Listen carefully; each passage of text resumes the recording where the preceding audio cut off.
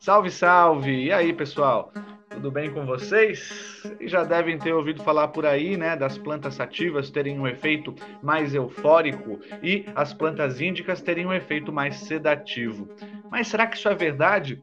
Vamos dar uma analisada no vídeo de hoje, esse é o assunto. Então, já deixa aquele like para fortalecer a causa, se inscreve no canal, torne-se um membro aí para apoiar. Aqui na descrição do vídeo você vai encontrar os links da nossa semana Torne-se um Grower, aulas gratuitas de desenvolvimento de vida da planta, o link também da nossa consultoria Ganzá Natural, um acompanhamento por 3 meses, onde a gente vai se encontrar toda semana para fazer o seu plano de cultivo e desenvolver o teu jardim. Se você estiver montando o teu espaço indoor e quiser adquirir lâmpadas aí, ó, entra na Ganzá, as naves espaciais aí para o teu cultivo indoor, e tem o cupom de desconto natural ou então Comunidade Grower, R$ 100 de desconto aí em qualquer produto. E também os produtos da Flower Mind com o cupom Natural10, você tem aí 10% de desconto no site da galera. Então, ó, vamos junto. Muito bem, pessoal, então vamos dar uma analisada aqui, né, nesse conceito que a gente ouve muito falar dos efeitos dos tipos de cepas diferentes, né? Sempre ouvimos falar, então,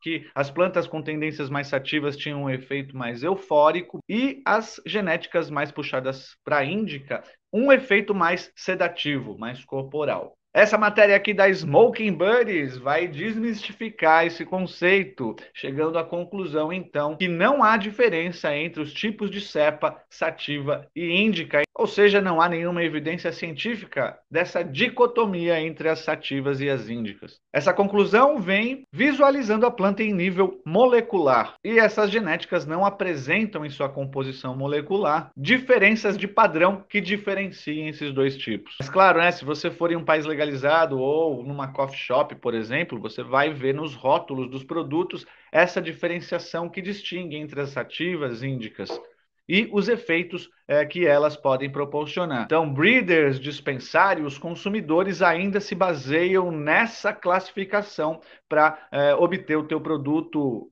para ter essa experiência pessoal. Esse tipo de classificação ainda existe na ausência de qualquer outro tipo útil para classificar a maconha, a cepa e essa dicotomia índica e sativa. Então, até o momento, é o melhor que a gente tem para distinguir essas diferenças e é por isso que até hoje a gente ainda ouve falar bastante nesse sentido.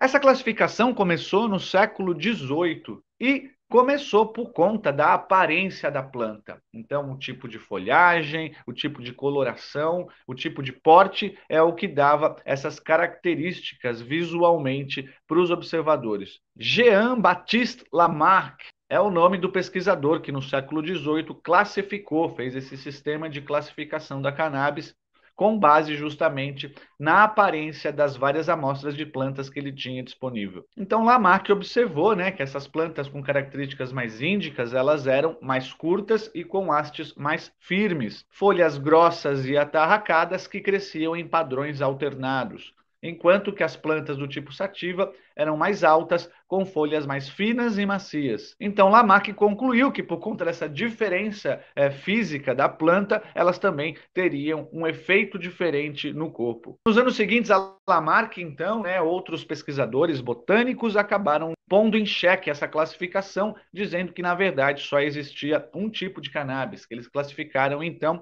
como cannabis sativa L. Com novas tecnologias que foram surgindo e permitiam uma análise mais molecular da planta, percebeu-se então que esse tipo de classificação pelo aspecto físico era bastante impreciso. Com a tecnologia avançando, os pesquisadores começaram a observar a planta em seu nível mais granular, né? Ou seja, conseguiram testes moleculares, classificou-se aí só como uma espécie, a cannabis sativa L. Então, por que que tem essa diferença, né? Quando você tem uma chapação ali mais intensa ou uma euforia ali de pensamento, né? O que que causa no corpo esse tipo de distinção com relação à planta? E a matéria traz aqui que essa razão pela qual ela pode parecer agir de maneira tão diferente no organismo, de cepa para cepa, é porque o ambiente em que a planta é cultivada pode alterar seu sabor, perfil de efeito, mantendo sua base genética. Então, fatores como temperatura, umidade, nutrientes do solo, luz e altitude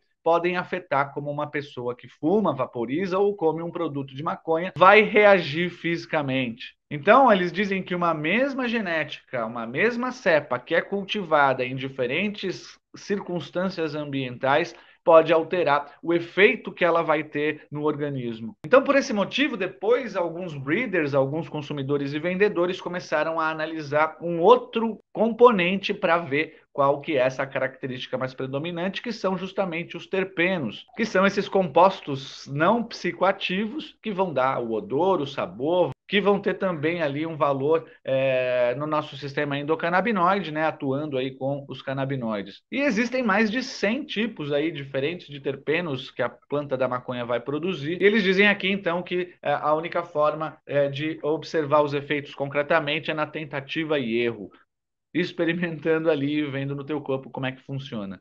Então, na teoria, né, todas essas diferenças que a gente vê, por exemplo, nos bancos de semente ou então nos dispensários, vai ter essa correlação e não vai seguir essa dicotomia, mas ainda se continua usando essa classificação. A matéria traz aqui, né, essa dicotomia da maconha foi já desmascarada cientificamente, mas ainda continua sendo amplamente difundida. E eles dizem aqui, né, é uma comédia trágica nesse espaço. O estabelecimento de varejo quer mantê-lo o mais simples possível para os consumidores, porque eles frequentemente entram no espaço sem o conhecimento. Então, essa classificação é mais ali para ter pelo menos ali uma noção das variedades, mas não necessariamente vai trazer esses efeitos prometidos. Então, se espera aí alguma definição mais concreta, né, de fazer uma análise mais precisa desses teores de canabinoides.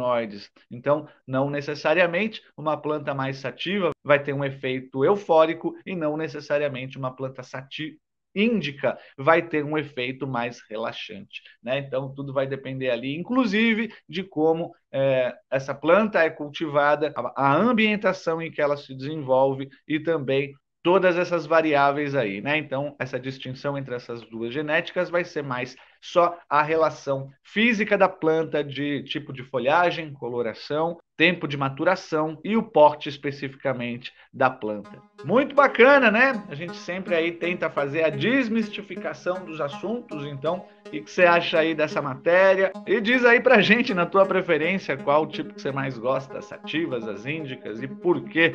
Deixa escrito aí pra gente nos comentários. Mais uma vez, quero te pedir aí para deixar aquele like para fortalecer a causa, se inscrever no canal, entrar ali na nossa comunidade Grower Maker, vem com a gente aí na nossa consultoria e acompanha aí o canal que tá com conteúdo diário aí, lives diárias de segunda a sexta. Muito bem, vamos ficando por aqui. Até já!